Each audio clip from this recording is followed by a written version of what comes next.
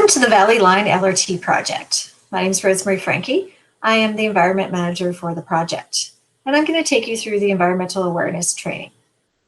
The objective of our environmental awareness training is so that everybody understands our environmental requirements for the project. Now, depending on your scope of work, some of these requirements are going to be more applicable than others to what you're doing. However, we do expect everyone to have that level of awareness so that you're able to identify if there's any issues and direct resources there so that we can resolve any issues that may arise. So why do we have environmental laws and regulations? Here in Alberta, our environmental legislation is relatively new. It was developed in 1994. Now, when I ask people why we have these laws or why they exist, a lot of people right away jump to the conclusion that we need to protect the environment, which, yes, that is true, but we need to dig a little bit deeper. Basically, by protecting the environment, we are protecting ourselves. If we contaminate water, we drink that water. We contaminate soil, what gets into the soil gets into the water, and we also grow things in that soil that we eat. There's also economic repercussions of what we do to the environment. If we do damage and we need to repair things, that costs a lot of money. And there's also our reputation on the line. A big drive for our environmental legislation was the impacts of our reputation from the oil sands in northern Alberta. So the Transit Environment Program is our plans and our procedures that keep us on track to make sure that we're complying with the environmental laws and regulations and other project requirements.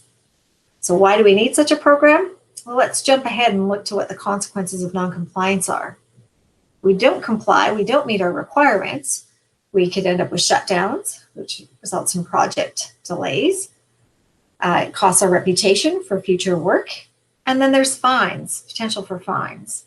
So if we have a program in place and we have controls and measures in place to help mitigate our environmental impact, that will reduce the consequences of fines for the project. However, it's not just the project that can get a fine. As individuals, we can all get fines.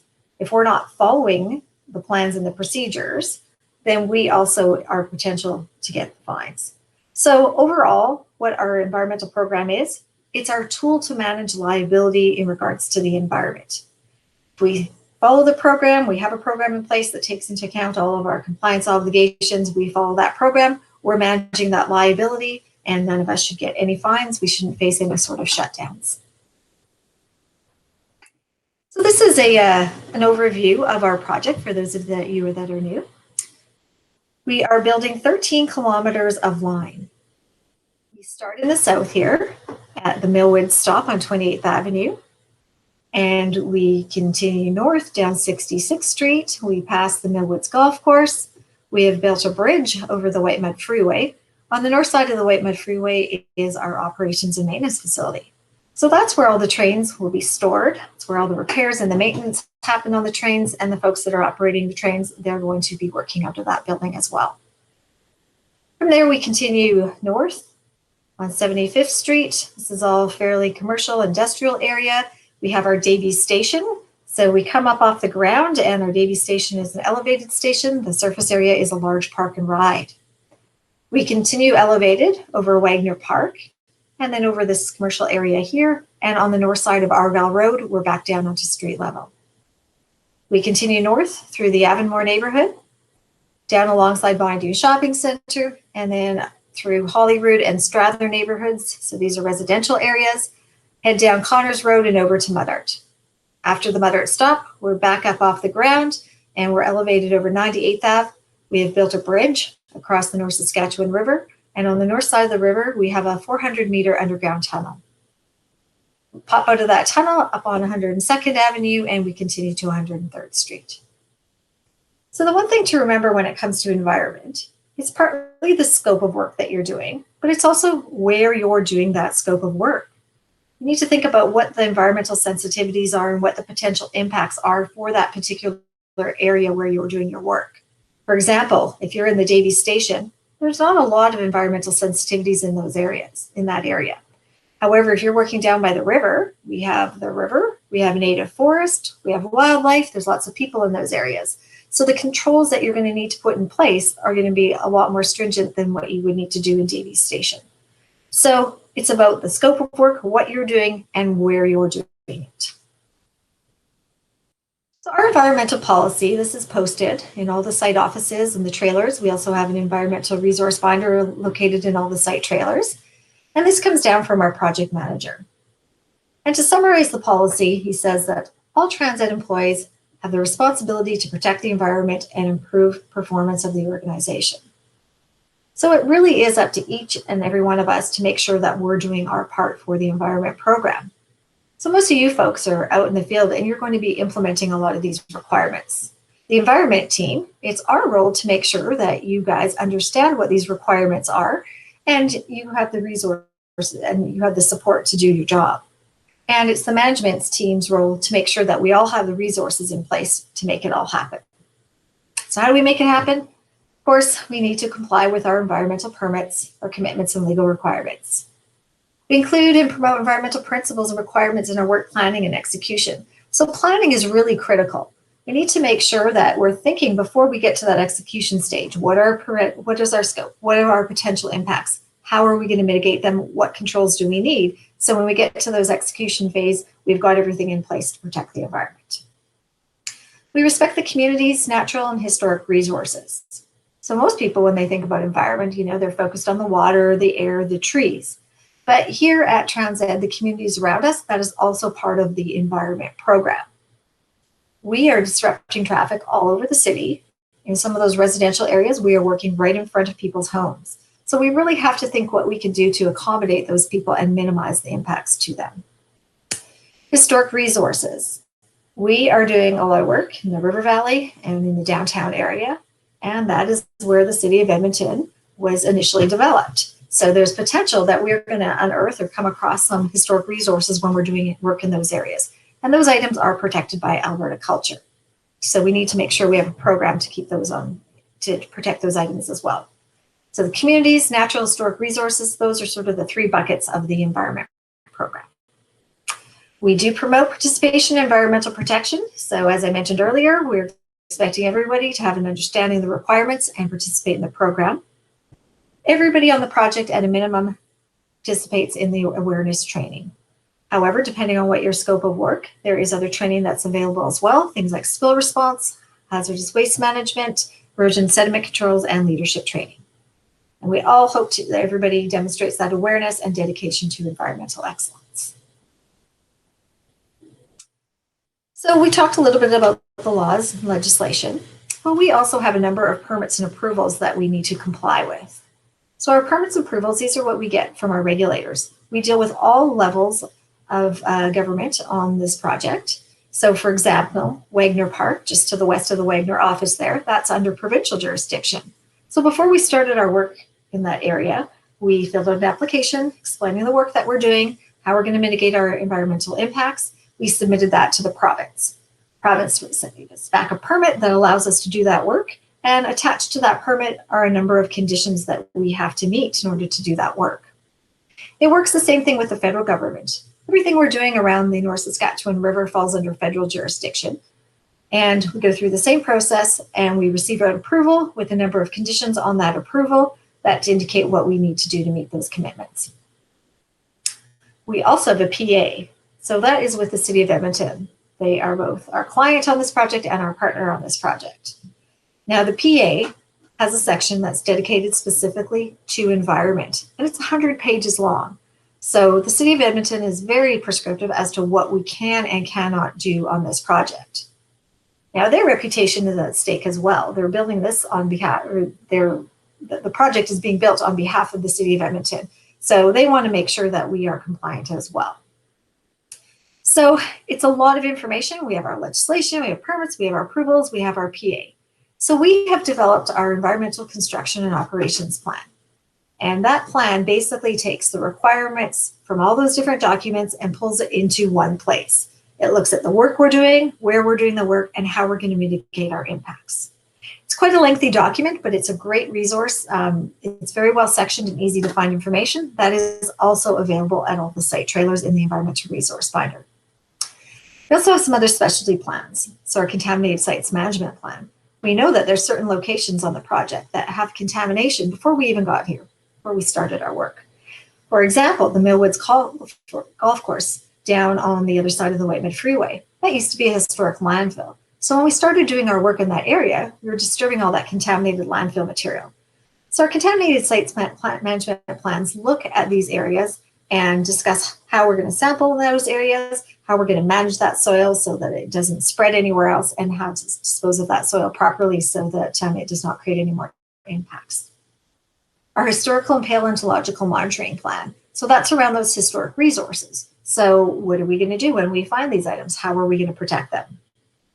Erosion and sediment control plan. So whether that soil is contaminated or not, if it gets in the wrong places, it causes a lot of problems for us. So we need to make sure we have controls in place to manage that. And our integrated pest management plan, that's all around weeds. So how do we manage weeds on the project? We're getting to that time of year pretty quick here. We're going to have to manage those weeds, make sure that they're in control on our site and they don't migrate out of our site. So our performance is closely monitored. So that's one of the things that we do on the environment team is we go out on a weekly basis and we are checking the project and we're actually looking for things that are wrong. And the reason we're doing that is so that we can find these things and we can get them corrected before they become an incident or before they become a bigger issue and cause some sort of an impact. So we go out and we check these things, we find them, and we correct them as soon as possible. The City of Edmonton also has compliance officers that are out and inspecting our sites as well. And they will also find things that are wrong and ask us to correct them. Now, it is a lot of information. The Environmental Construction Operations Plan holds all that information. It is a big document. There are certain things that are just outright prohibited. So, if you're not sure about something, just ask for help. You all have a copy of these environment pocket points that you get to take with you.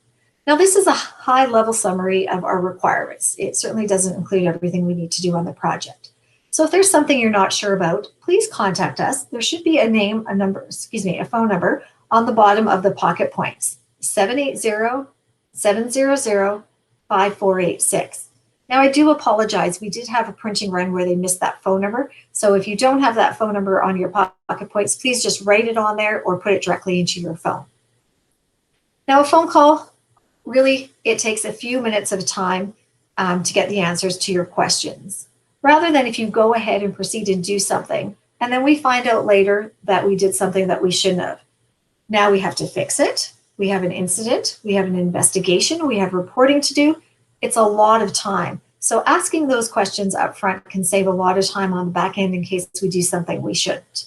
That is what the environment team is here for, is to support you and to answer any questions that you have. So anything uncertain, please give us a call. So of course, it's important you need to know the requirements that pertain for your specific scope of work. You need to identify what those risks are and how you're going to mitigate them. So this is something you're going to do when you're doing your morning toolbox talk. You're looking around the site. What are the issues on my particular site?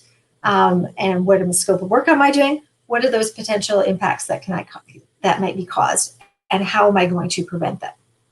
You fill out your field level hazard assessment every morning. Now, folks are great about capturing health and safety on here, but at TransEd, we also require you to capture your environmental aspects. So what are the potential impacts and how are you going to mitigate them? Get those documented on your field level hazard assessment. Again, think about where you are. What are the sensitivities on your particular site? It will change from site to site, so take a look around you. What are the potential impacts? Everybody on the project has stop work authority. So now this doesn't mean that you need to shut down the whole project. It could, depending what happens. But generally, this is, you find an issue, you're going to stop and deal with it. Now, dealing with it means you're either going to fix it. If it's not something that you have the ability to fix, you need to make a phone call. Call your supervisor. You've got Environment's number. You can call us directly. But make that phone call. Let somebody know about the issue so we can direct the resources there and we can deal with that issue. Our environmental absolutes. So these are the requirements for everybody on the project, regardless of what your scope of work is. Of course, we need to comply with our environmental permits, our laws, requirements, and regulations. Report all environmental incidents. So most people are pretty good and they understand that a spill is an environmental incident and they do report them. But there are other environmental incidents that we may have on this project as well, such as damage to trees. We scratch the bark, break the branches, do any sort of damage to the root zone around the tree. That is an incident for us. Sedimentation. If we get any sort of sediment or any substances into the City of Edmonton drainage system, into the catch basins and the manholes on the project, or into the river or Mill Creek, that is an incident for us. Disturbing wildlife is an incident for us as well. And breaching our project boundaries. So we have a certain limit that the city has given us to do our work. We need to stay within those boundaries. If we step outside, that is an incident that falls under environment. So we need to make sure we're reporting all of those incidents. We need to prevent releases. So 70% of the incidents on this project are releases. So we need to make sure that we're focusing on prevention of releases, prevention of spills to mitigate that. We need to protect, maintain, and use controls and mitigation measures. So once we put something in place, we've got our controls in place, they need to be maintained. This is actually the critical step. They need to be effective. They're in place, but they're not effective and they're damaged. They're not doing their job. That is an incident for us. So they need to be maintained. We need to repair, replace as required. Properly dispose of waste. So making sure we're getting waste in the right places and it is being disposed regularly. There's a restricted area. Please make sure that you have authorization to proceed. It could be environment, it could be safety, it could be a number of reasons why that area is flagged off. You really need to get in there. There should be a tag on the flagging with a contact name and number. Make sure you call that number and get authorization before you proceed. Now, we do have to alter some environmental resources on the project. Certain things like trees, for example, they get in our way. We might have to trim the branches back. We might have to take them down altogether. But there's a process that we have to go through first before we proceed and get that authorization to alter those resources. Now, if we have an incident, just be honest. Give us as much information as possible. The reason that we document and we record our incidents is so that we can understand how effective our system is. If we're having the same incidents over and over again and we're using the same controls, they're not working. Something's not right. We have to make changes. So the more information that we have when we have an incident, it helps us understand what's happening on site, why our controls are failing, and how we can improve them and make changes to improve our system. And lastly, respect the local communities and neighbors. Again, we're having a huge impact on those folks around the project. Put yourself in their shoes. What would it be like to live beside this project? It's been going on for a number of years. We need to really think about those folks and do what we can to accommodate them. So our environmental topics are diverse. These here are the topics that I'm going to go through. Again, as I mentioned earlier, some of these topics are going to be more applicable to your scope of work than others, but we do expect that everybody has that level of awareness. So erosion and sediment controls. There are a lot of areas where we have exposed soil. We need to manage that. We need to prevent any sort of erosion, and we have to prevent that sediment from migrating and leaving our site. So here we have some examples of some of the controls that we use. The very top picture, that's over in Wagner Park. We've got that GBC pad there, so it's a clay and gravel mix. And what we've done there is we've anchored straw wattles along the slope to give it some stability, to prevent that material from going down slope. Around the very bottom there, we have our silt fence. So this black fence here, this is what we call a silt fence. And what that does is it captures any sort of fine material that might come down off that slope with snow melt or with the rain. And of course, we have the creek there that we have to protect. We're not allowed to get any sediment into that creek. The bottom here, in areas where we have soil, it's just regular soil slopes, we use this coconut matting. It gets anchored at the top, it falls down the slope, and it helps to prevent any sort of erosion.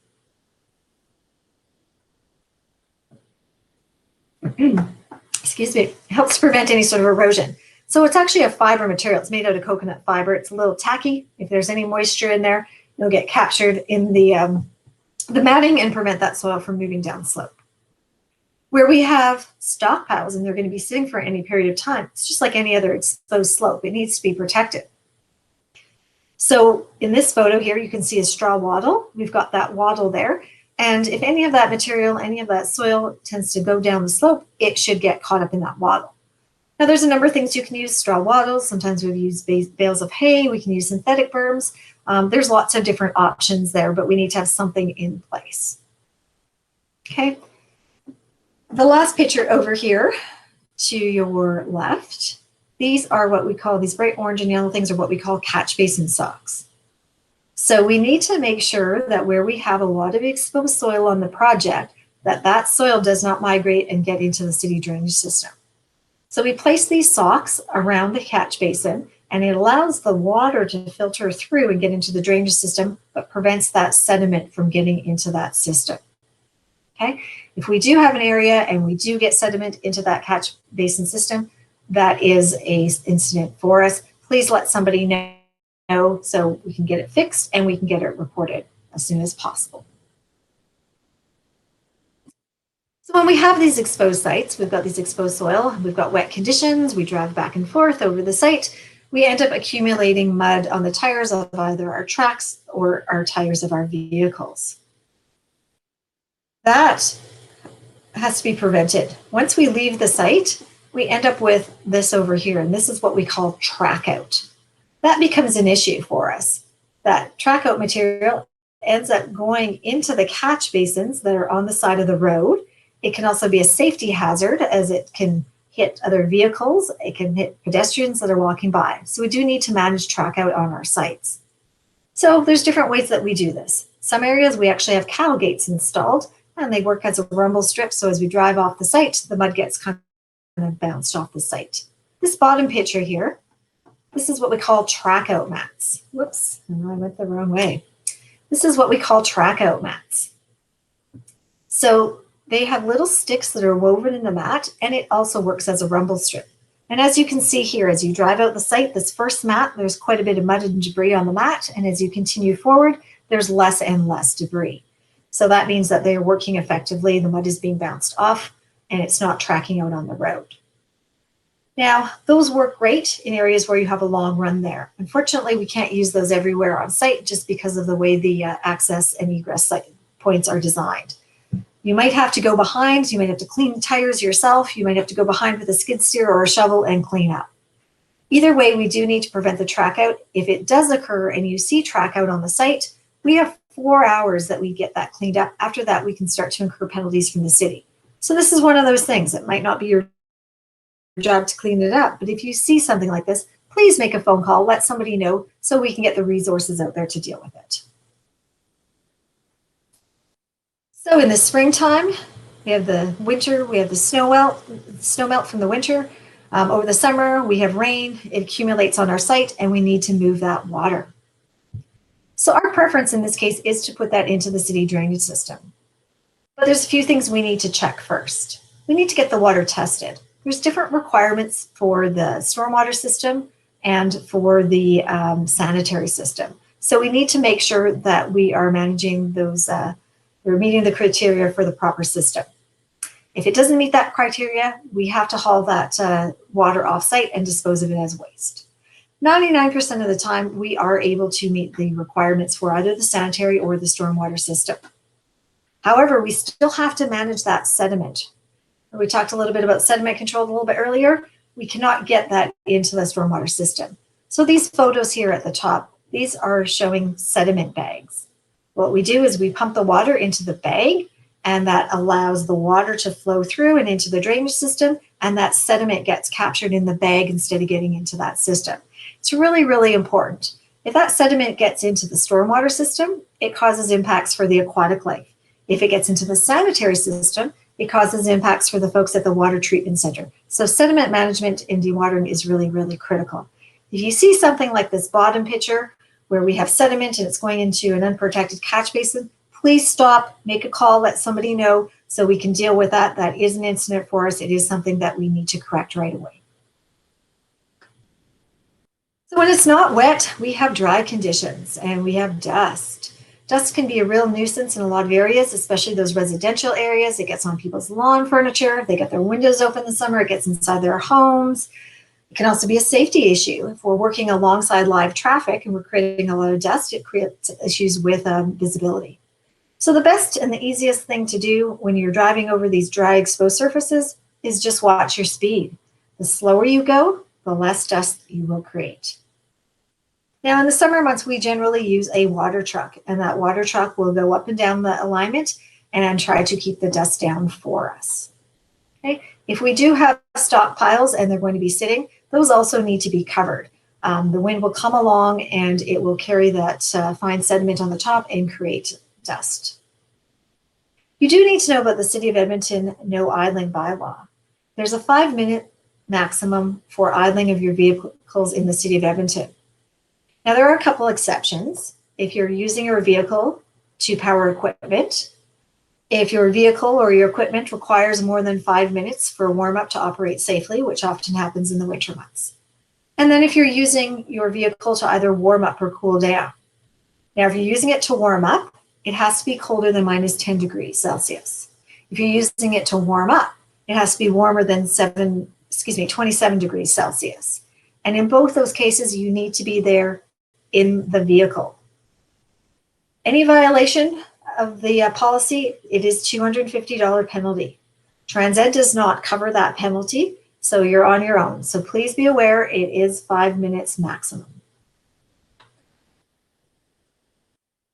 Concrete handling and the washout. So it's really the washout, the wash water and the slurry that we're really concerned here when we're dealing with concrete. It's highly toxic. It gets into the water, it contaminates the water, it gets into the soil, it destroys the soil structure. So it has to be managed. We need some sort of designated containment system to handle any sort of washout or slurry that we're using. So a number of items that we use on the project, we use these trays here, these green concrete trays. If you are using a tray, please make sure it's a proper tray made and designated for concrete. We come into situations sometimes where people take our containment trays that are made for our chemicals. Unfortunately, those are not chemical resistant, at least not for the chemicals in the concrete, and they will get damaged. They're also very shallow, and the wash water tends to overflow and hit the ground. So please use a proper concrete tray. We also have these concrete bags that we use. We have these plastic cardboard boxes. There's a number of options. It doesn't really matter what you're using as long as you have something in place to contain that wash water and the slurry. Now, dust is also an issue. If we're doing any sort of concrete cutting that creates a dust from the concrete, that needs to be contained because that will get into the water and the soil and create the same impact. So you can either create a slurry and capture that slurry with the dust, or a lot of concrete cutting equipment will actually have a vacuum bag on it and that will contain that the dust for you. So it's the wash water, the slurry, and the dust that needs to be contained. So I mentioned earlier our project limits. So most of our project limits are marked out. There is flagging in place. There's some sort of fencing or a barricade. If you are working around the edges of the project and you're not certain, let us know. We'll get the survey crew out there and they can survey that off for you so you know exactly where that project limit is. We are not allowed to breach our project limits. Okay. We have the North Saskatchewan River and Mill Creek that pops in and out of our project at certain areas. We are not allowed to go into those waterways while we are doing our work. Okay. Trees. So trees are protected. We need to deal with trees. We need to get authorization before we proceed. But generally on our project, the trees are protected. Each tree, you will see, this bottom picture here, or sorry, this middle picture, will have a sign on it, this tree protection sign. It'll have a tree ID number. So the City of Edmonton has ID numbers for all of the trees, and the City Forestry team goes out every quarter and assesses the condition of their trees. It also has a value assigned to it. So the value of the tree. In this picture, this tree is $4,600. We have trees in the river valley that are in excess of $80,000. We damage the trees, we're liable for that value. So if you look at the diagram that's on the sign here, this shows you the areas that are protected. So we basically, if we extend out to the edge of the branches, all of that area under the tree is protected. That is what we call the drip line. We are not allowed to store any equipment, any materials, including topsoil or gravel, within that drip line of the tree. In fact, the fence that's around the tree should just be outside of that drip line, so letting us know we cannot go in that area. We cannot move those fences either because they are placed there in the drip line so that they are protecting that root zone of the tree. So often you might need a little bit of extra space. It seems like a simple fix to just move that fence. Please don't do that. The fences need to be in place around that drip line of the tree. Now, we do get into a lot of situations where we have conflicts with the trees. There'll be a branch that's hanging in our way and it needs to be trimmed. We don't touch the trees on this project. We work with the folks at Davey Tree. They are professional arborists and they take on that liability for us. So if we need a branch trimmed, we give them a call, they get out very quickly and they will trim that tree for us. In some cases, we need to remove a tree. They will also come out, they'll do an assessment and they'll remove that tree for us. The other issue that we face is the roots of the trees. They get into areas where we're going to excavate. Again, before we start our excavation, before we start that process, we contact Davey Tree. They will come out, they will do an air spading of the roots, take a look at that root system, decide if they can save it, if we have to move, if we have to take the tree out, or what the next steps are, and then we will follow whatever advice they give us.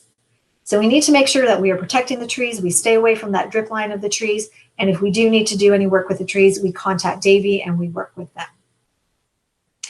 Now, wildlife, that's another issue that we face on the project, and mostly our biggest issue is birds, nesting birds.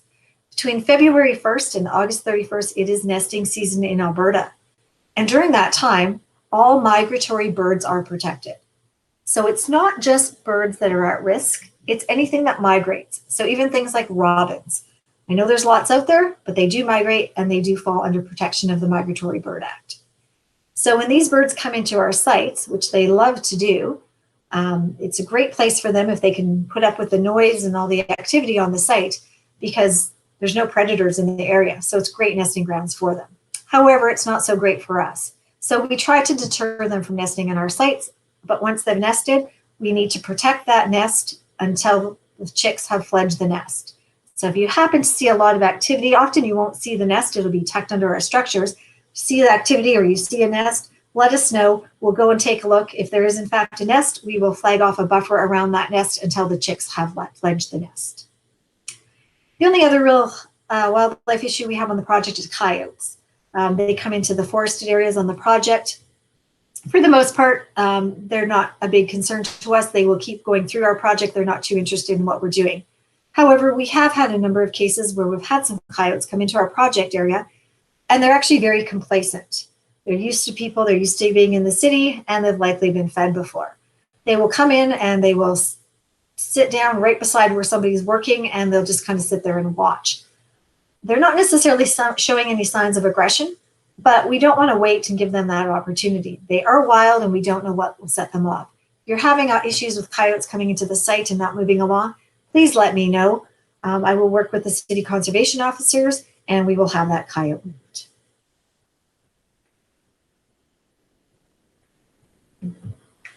So noise. This is one of the biggest challenges we face on this project. It's almost impossible for us to do the work without making, it is impossible for us to do the work without making any kind of noise. It's also very subjective. What's really loud and annoying to one person might not bother another person. When people see things, it seems louder to them when they don't see things. And when we do our work at night, we might be quieter than during the day, but it's going to sound louder because there's no background noise. There's nothing to muffle or nothing to distract the noise on our sites. So we try to keep things out of direct line of sight. When we are doing noisy work, we try to do that during the day, or if we are doing it in the evening, try to do it before 10 o'clock in the evening. You need to think about where you're working. You know, if you're working in those residential areas, you're going to need to do something to control the noise. If you're working downtown, a lot of people think of downtown as an area for shops and businesses, but we do have a number of residents along our alignment in the downtown area. Now, if you're working, at the Davey Station, for example, it's a commercial area, major roadway. You're not going to have to worry too much about noise in that area. So think about the location that you're working in. Okay? What kind of equipment are you using? Can you use the same another type of equipment that's less noisy? Instead of running 5 pieces of equipment at the same time, can you run 2 now and 2 later? So these are all things that we want to try to think about when we're trying to control noise. I understand that it's difficult and we can't always do those things. Things that we can do is properly maintain our equipment. Properly maintained equipment tends to run quieter. When you're getting out of your vehicle, rather than slamming the door or banging the tailgates, do that very quietly. It doesn't seem like a lot of noise to us, but those folks around us at night, they can hear that. Same with rattling noises. If you're hauling things around, make sure everything is nice and secure so we don't have that annoying rattling sound. Now we do have these noise barriers that you can see there in the picture that we use in the project, and those work really well for stationary items, things like generators or light plants that run during the night. You can place that around those items, and what happens is the noise bounces off the blanket instead of going out. So it doesn't eliminate the noise, but it does help reduce the noise on the project. And of course, locating things out of line of sight where possible. Now, when we're doing our work in the evening, we are required to have a noise permit with us on site. That permit needs to be there at the work face. So if the bylaw officer comes to site, you're able to produce that permit. Now on that permit, the very bottom, there's a line that says this permit can be revoked at any time without notice. So that's a big deal for us if we lose those permits. Huge implications on our project schedule and our cost if we're not able to work in the evenings. So we need to do everything we can to make sure that we hold on to those permits. Generally, what drives the retrieval of a permit is complaints from the folks in the communities around us. Now, the city's fairly understanding that there's only so much we can do to limit the noise of our equipment. But the one thing that we do have control over is what we say and what we do on site. So please be aware, in the evening, people can hear what's being said on the site. Again, there's none of that background noise to muffle everything. You're on the site, you hear the noise around you, so you're not quite aware of it. But when you step outside of that zone, everything that's happening on the site is amplified, including what people are saying. So please watch your language. Understand that people can hear what you're saying. They can hear what you're talking about. We get those kinds of complaints. The city doesn't have a lot of understanding, and there's a chance that we can lose our noise permits. So please be aware of what you're saying and what you're doing on site, and be very mindful of that. Again, we're very visible on the site. Housekeeping is really important. People see that we have a poor site. They start to question, do we care about our work? They question the quality of our work. So let's keep our sites in order. It's a pretty simple thing to do. These trays here that you see in the picture, the top picture, these are for containment. They are not for our waste. We should not be putting waste items in there. Our waste containers, if they're overflowing, we can get more waste containers, or we can empty them more often. There's always a solution. One of the easiest things to do to manage our waste is to keep the lids on the waste containers.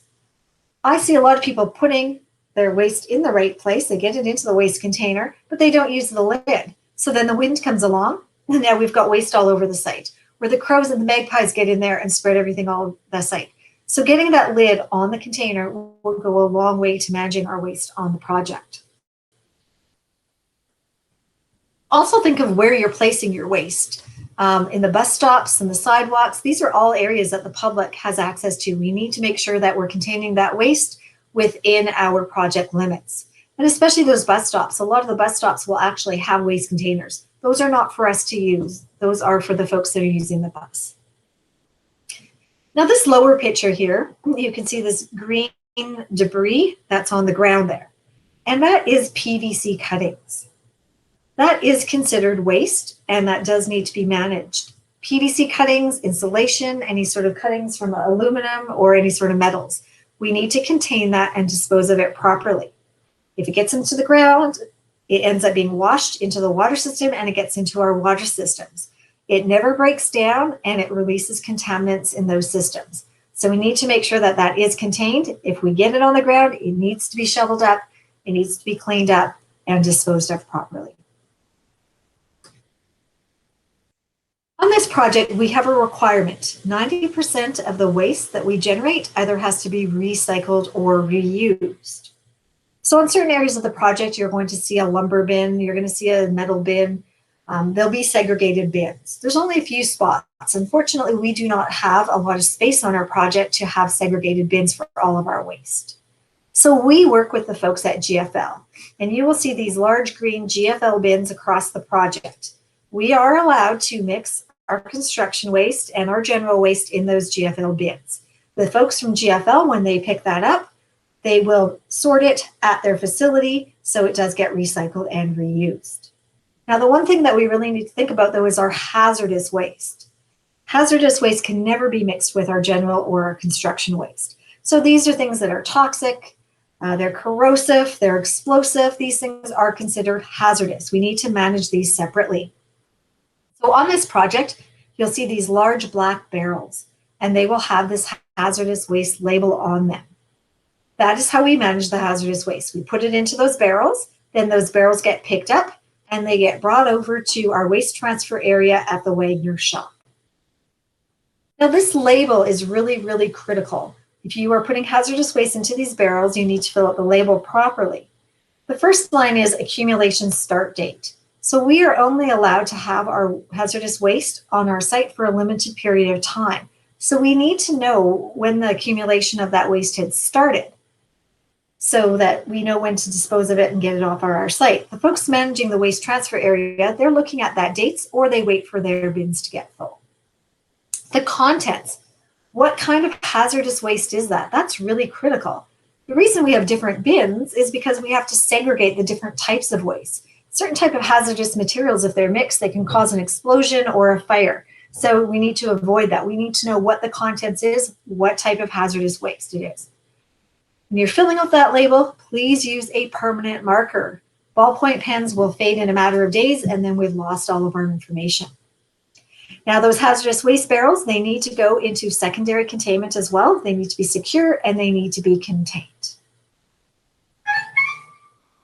Turn this off. If you're using chemicals on the project, they need to be approved by Environment Safety, and that happens at the contracting stage. So most of you folks don't need to worry about it. If you are bringing something that is new, though, please let us know, and we'll do a quick little review. Containment is really critical when we're using chemicals. We need to make sure that things are properly contained to prevent any sort of spills and releases. Generally on the project, we use these trays that you see in the top picture here, and they work perfectly fine. There are a few things that we need to manage with the trays. One layer is the maximum for any trays. Especially with pails, people try to build these pail mountains. What happens is they end up toppling and we end up with a spill. So please keep your chemicals to one layer within the tray. The fuel cans that you see here, they all have a nozzle. Often what we see is people get the tray or get the can in the tray, but the nozzle is hanging outside of the tray. So when you're placing items that have any sort of a nozzle or a spout, anything like that, make sure that's facing inside the tray so that it drips inside the tray and does not result in a spill. We also need to make sure that we're maintaining the trays. So checking them if we have rain or we have snow, that needs to be cleared out of those trays so that there's capacity in the tray in the event that we do have a spill or a release. And we need to check the condition of the trays. Make sure there's no holes or no cracks, and if there are, they do need to be replaced. If you're using your chemicals, you need to also have your safety data sheet that needs to be there with you where you're using the chemicals. And be aware of environmentally friendly or green products. Often labels will say that an item is environmentally friendly or green. You need to check your safety data sheet. Often these products are less toxic than some of the other products available. However, they are still toxic. They are not toxic free. So please be aware of that. Check the safety data sheet and make sure that it is in fact non-toxic. And if it is non-toxic, then you're good to go. So as I mentioned earlier, 70% of our incidents are spills. So we really want to focus on spill prevention. Make sure that you're prepared before we get started. So every vehicle, all pieces of equipment are required to have a spill kit. And you'll see one of these bag style spill kits on those pieces of equipment. We do have the larger barrel size spill kits that are available at the site trailers and in the laydown areas. Now everybody needs to know where that spill kit is. It needs to be labeled and accessible so that you can grab it quickly in the event that you do have a spill. We had a spill last spring where we had a truck and it went over the curb and it bottomed out, hit the fuel tank. The driver recognized right away that something had happened. He jumped out of the vehicle, grabbed his spill kit and jumped out. The folks that were working in that area, they also recognized that there was an issue and they ran with some other supplies from their spill kits. At the end, he ended up losing 50 liters of fuel and only half a liter hit the ground because they were so quick to react. So having those spill kits labeled, knowing where they are, goes a long way to reducing our spills. You also need to check your spill kits. A lot of people are like, oh, I haven't had a spill in a long time, so I haven't checked my spill kit. Well, those absorbent materials in the spill kits are very handy for cleaning equipment and tools. which is fine, but you need to make sure that you replace them. So in the event of a spill, your spill kit is stocked and ready to go. You also need to check the condition of your spill kit.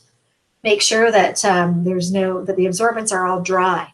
Our spill kits sit outside, and over time they do wear with the weather. If they're not closed properly, they will get rain, they will get snow inside of them, and that will destroy the materials. So check that the spill kits are stocked and that the materials are in good condition. We also have a requirement, as you can see here with all these frost fighters, these generators here, they have the spill trays below. So all equipment that is stationary needs to have a spill tray below, so if there is any sort of failure, it'll get caught in that tray. For mobile equipment, when it's not in operation, we need to get a tray under there as well. We have a setback of 100 meters for storage of any sort of fuels or any chemicals from water. So that's from Mill Creek or the North Saskatchewan River. And of course, any storage of any fuels or oils or chemicals, you have to have that secondary containment. Make sure the containers are closed properly. You're done using something, secure that container. So if it does topple, you're not automatically going to have a spill. And we also have the requirement for the use of biodegradable hydraulic fluids in any equipment that's working within 6 meters of the North Saskatchewan River or Mill Creek or within a native forest. So once you have everything in place, we need to do some inspections. Inspect your trays. Make sure there's no snow, there's no water, there's no holes, there's no cracks. And check your equipment. Daily equipment inspections are also required and must be documented. 50% of the spills that we have are a result of equipment failure. So before you get started, you need to take a look at your fittings. Is everything secure? Take a look at the hoses. Is there any sort of signs of wear, any signs of anything leaking?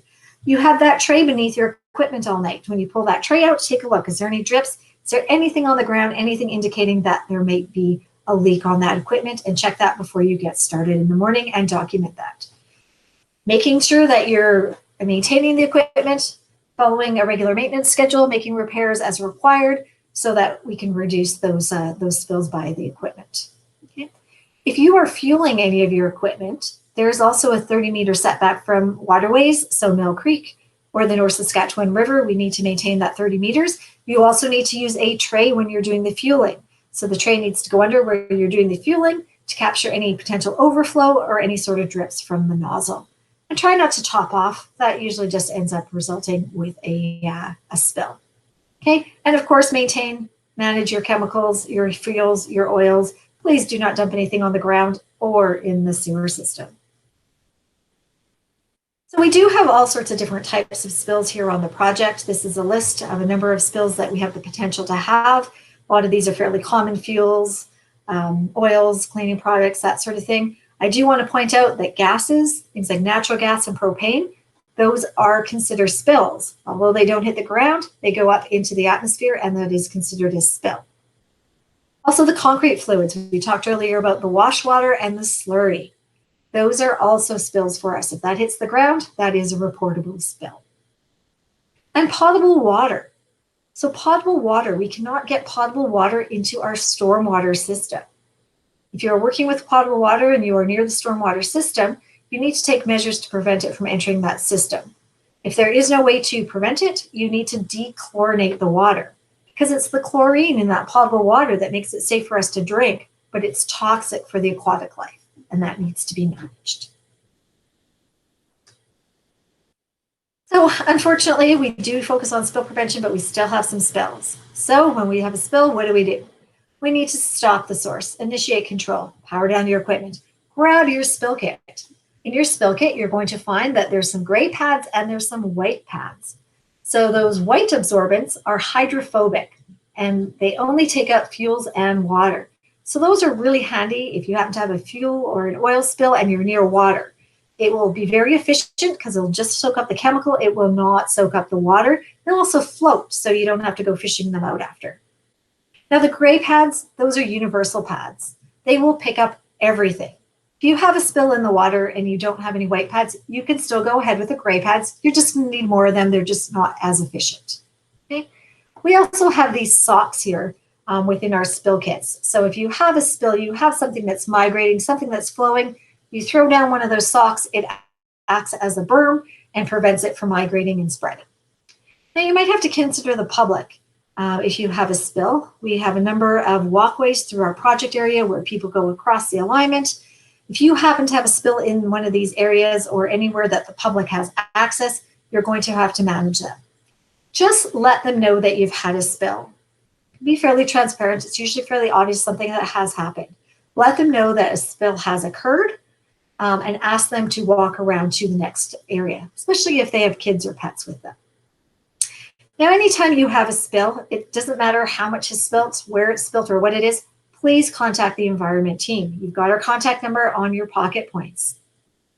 Basically, it really depends on what is spilt, how much, and where it's spilt as to what we have to report to the regulators. So rather than you guys having to worry and try to figure that out when you have a spill, something hits the ground, let us know, we'll figure it out and do the reporting from there. Okay. After you've had your spill, you've cleaned everything up, there should be a bag in your spill kit. Throw your soiled absorbents. You may have some contaminated soil, some vegetation. Throw that all into that spill kit. Get that hazardous waste label on and get that to the hazardous waste transfer area at the Wagner shop. Now, if your spill is too large and you're not able to manage it with the spill kit that you have, please give us a call. We do have a spill response team on the project.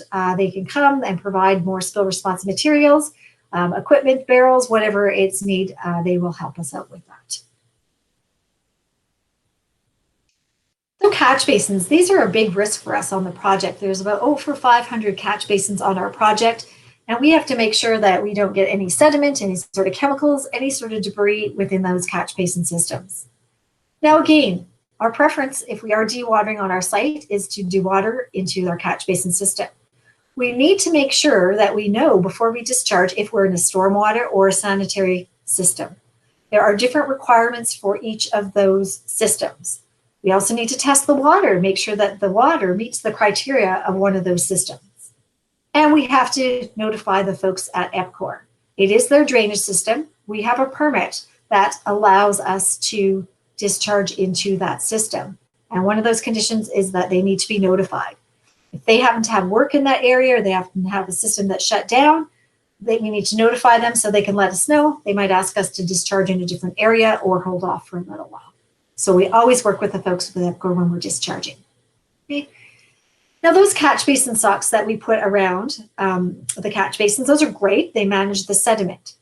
But if we have a chemical or a fuel spill, just like the water that will go right through the socks, it will not be prevented from going into the system. So we have to be very careful about where we park our equipment. Most of our equipment failure happens when the equipment is powered up and there's pressure on the hoses and they break.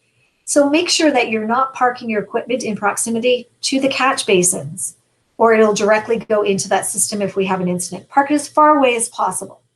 Any chemicals, fuels that we have stored on the site, again, we need to keep that stuff as far away from those catch basins as possible to make sure if there is a release, it doesn't go directly into our system.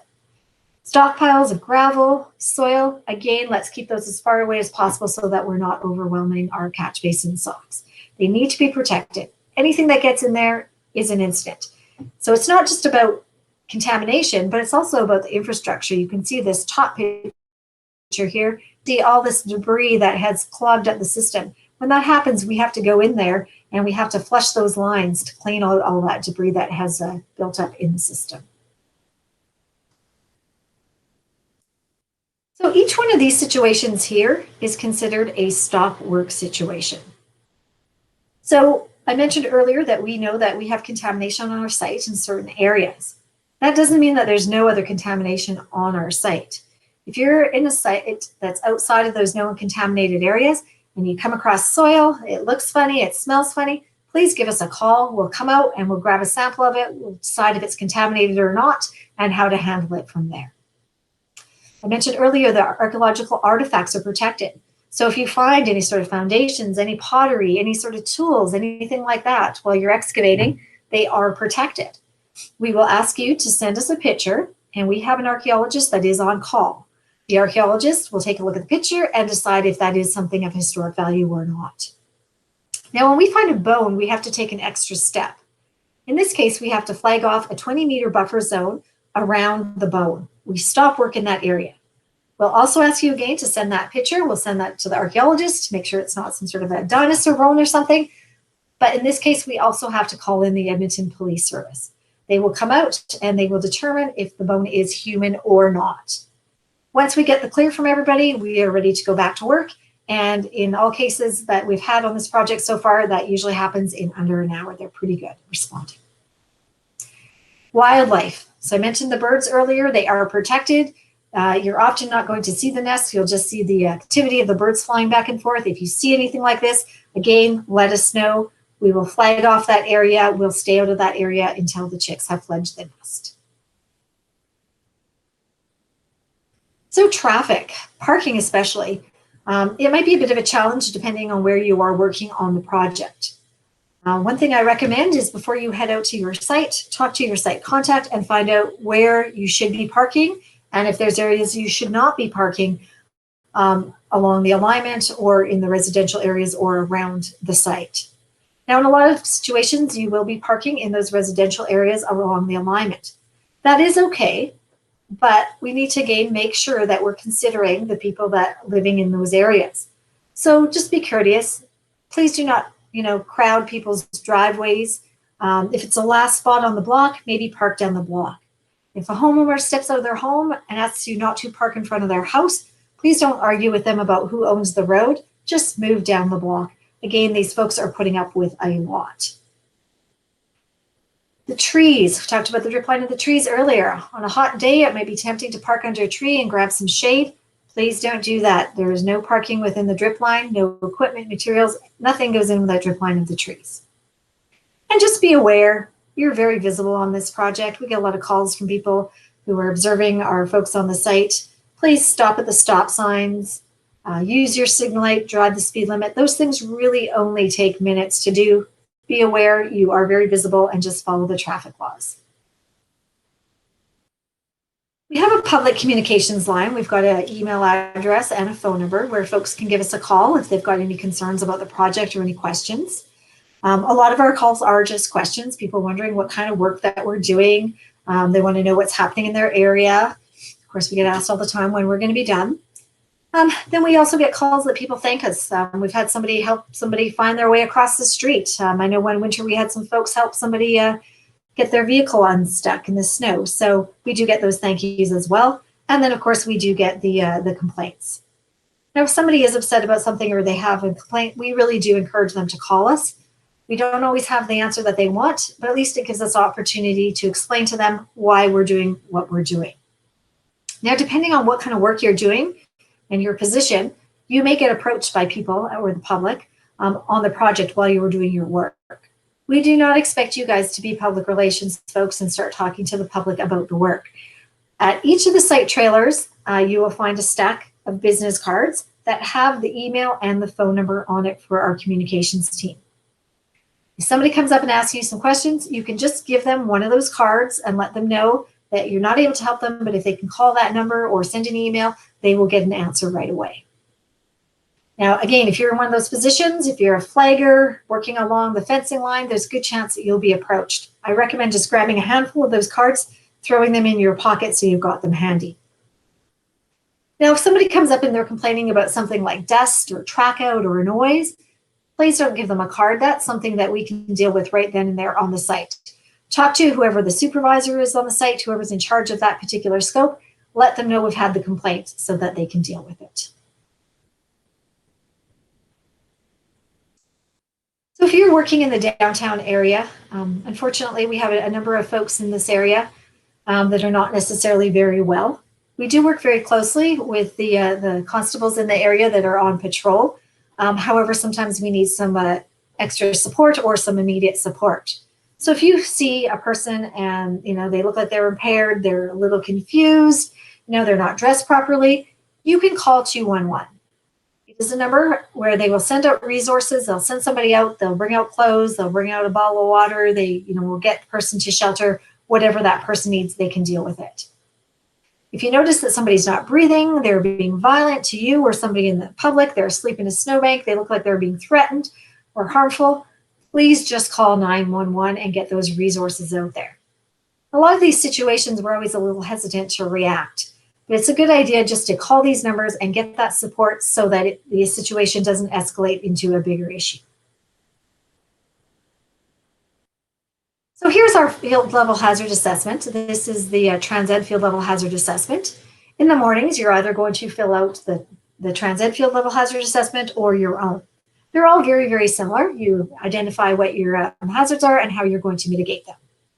Now, on the Trans-Ed field level hazard assessment, we have actually added it in section for environment. And this is just to help you out. We know you have a lot on your mind in the morning, so this kind of triggers the things that you need to look for. So you need to check, do you have something in place for erosion and sediment control? Are your catch basins protected? Do you have something in place to manage track out? So yes, great, everything's in place. No, that means you need to take some action and get those controls in place before you start your work. If it's NA, that means it doesn't apply to your particular scope or your particular site. Okay. Secondary containment. So we've got chemicals, they need to be contained. That containment needs to be suitable. So that means no snow, no water, no cracks. All chemicals need to be labeled. So you've got the proper label on your chemical. Make sure you've got your safety data sheet there with you. If you've got equipment, you need to have spill trays. It needs to be placed under that equipment, stationary equipment at all times, and mobile equipment when it's not operating. Noise level monitoring. Are you in a sensitive area where you need to do something about noise? What can you do to monitor and manage that noise? Adequate protection for trees and vegetation. So we've got those fences, or we are working outside of that drip line of the tree. We are not encroaching on the drip line of any trees or any vegetation. If you're doing any fueling, any concrete activities, you need to have containment in place for that. So this is just an easy check to guide you through what you need to be looking for. Then you're going to complete your hazard ID. So what are the things on your site? So these are some just generic examples to demonstrate what you need to be looking for. Depending on your situation, you are going to have different things. Let's say dust is an issue. You can reduce your speed. Spill prevention, you have potential for spills. Get your trays in place. Make sure you've got your spill kits accessible. Housekeeping, getting your waste in containers and getting those lids on the containers. If track out might be an issue at your site and you've got no controls in place, just clean the mud from your tires. Air quality, watch your idling time. Water quality, making sure we're protecting our catch basins and we have something in place to control sediment. So those are some of the examples of some of the things that you will fill out in the mornings on your field level hazard assessment, whether it be the Trans-Ed one or your own. Okay. Well, we've come to the end. We've gone through all the requirements. Now it's up to you guys to take this information and go out there and implement your requirements. So what do we expect from you? We expect a commitment to environmental compliance. Know your requirements. Understand what it is that you have to do to mitigate the impacts for your particular scope of work. Make sure you're planning. So again, before you get started, knowing what it is that you need to do and what controls you have to have in place so when you get to that execution, you are prepared. And then evaluate. Things will change as the day goes by. Things can change with the seasons. How do you need to change and adjust your controls? Communicate with us. Any questions? We are here for you. It is our job to support you, and we are happy to do it. Please give us a call if you've got questions. Again, that phone call can save a lot of time on the back end. Also, if you've got any successes to share with us, we're always open to that. We'd like to hear about what you're doing. You guys are the ones on the site doing most of the work, so you guys have a lot of insight on what we can do and how we can improve things. If there is a stop work, you please need to comply with the stop work direction. So you're going to stop, you're going to deal with the situation. Dealing with the situation means you're either going to fix it or you're going to make a phone call and get those resources in place. Okay? Remember, our program is all about managing that liability. We're trying to avoid any non-compliances, avoid any work stoppages. None of us want to be fined. We want to make sure we're managing our reputation and thinking about the folks in the neighborhoods around us. Again, put yourself in their shoes. What would it be like to live or work around this project as long as they have been? What can we do to make sure that we're mitigating those impacts to the folks around us? Okay.